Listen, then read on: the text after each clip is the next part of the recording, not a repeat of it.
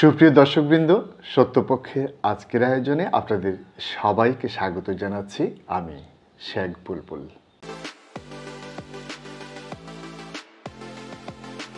সম্প্রতি গাজীপুরে এনসিপির সমন্বয়ক হাসনাত আবদুল্লাহর উপর হামলা হয়েছে।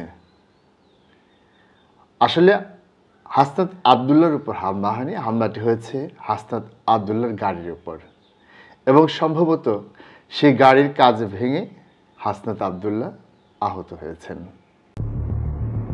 গাজীপুরে জাতীয় নাগরিক পার্টির দক্ষিণাঞ্চলের মুখ্য সংগঠক হাসনাত আবদুল্লাহর গাড়িতে হামলা চালিয়েছে দুর্বৃত্তরা।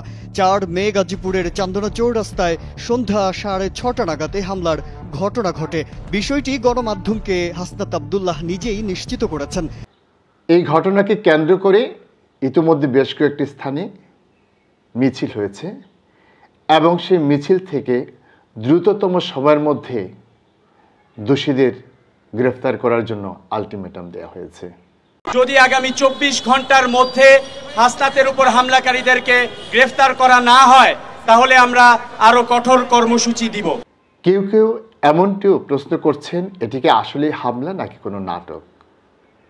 আমরা অতীতের অভিজ্ঞতার আলোকে অন্ততপক্ষে নিশ্চিত করে এটুকু বলতে পারি যে এটি কোনো নাটক ছিল না, এটি ছিল সত্যিকারেরই একটি হামলা।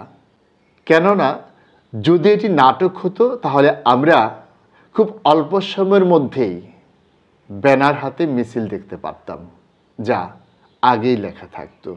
কিন্তু সেরকম যেহেতু আমরা কিছু দেখিনি, সেহেতু আমরা ধরিয়ে নিতে পারি এটি কোনো সাজানো নাটক নয়। গাজীপুরের বোর্ডবাজার এলাকায় বিক্ষোভ করেন দলটির নেতাকর্মীরা। এ সময় তারা এই হামলার জন্য দায়ী করেন আওয়ামী লীগ নিষিদ্ধ ঘোষিত ছাত্রলীগ ও সাবেক মেয়র জাহাঙ্গীর আলমকে। এই হামলার জন্য এনসিপির পক্ষ থেকে ছাত্রলীগকে দায়ী করা হচ্ছে। কোনো ধরনের তদন্ত ছাড়া এ ধরনের দায়ী করার যে প্রবণতা, এটি আমাদের দীর্ঘকালের। তারপরেও পারিপার্শ্বিক ঘটনার প্রেক্ষিতে কোনো মহল এভাবে কাউকে দায়ী করতেই পারে। বিশেষ করে যারা আক্রমণের শিকার, তারা তাদের স্বাভাবিক ক্ষোভ থেকে এরকমটি বলতেই পারে। কিন্তু এখন প্রশ্ন হচ্ছে, এটি যে ছাত্রলীগই হামলা করেছে সে ব্যাপারে আমরা নিশ্চিত হলাম কি করে? নিশ্চয়ই সেরকম নিশ্চিত কোনো তথ্য আমাদের হাতে নেই। আমরা যদি কিছুদিনের ঘটনা বিশ্লেষণ করি তাহলে দেখতে পারবো এই ঘটনাটি ছাত্রলীগ না হয়ে ছাত্র দলও ঘটাতে পারে।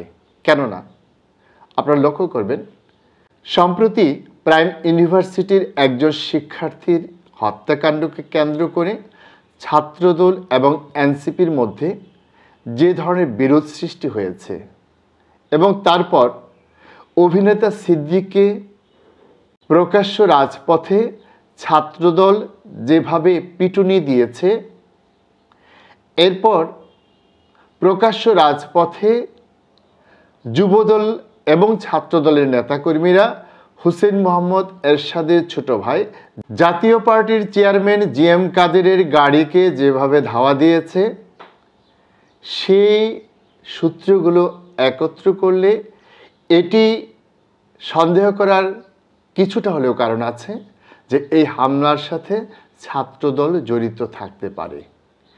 এই বিষয়গুলোর সাথে যদি আমরা যুক্ত করি, যখন কেউ হামলা করে তখন মোটামুটি তারা নিশ্চিত হওয়ার চেষ্টা করে প্রশাসনিকভাবে বিষয়টি তারা সামাল দিতে পারবে কি না।